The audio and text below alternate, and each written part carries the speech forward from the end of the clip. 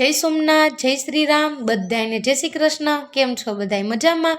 તો અત્યારે વાગી ગયા છે સાંજના 5 અને હું ને સ્વરભાઈ તો વાતોના ગપ્પા મારીએ છીએ અને બેઠા। શ્લોક હજી નિશાળેથી આવ્યો નથી ભણીને, થોડી વાર થઈ તો શ્લોકભાઈ પણ આવી ગયો।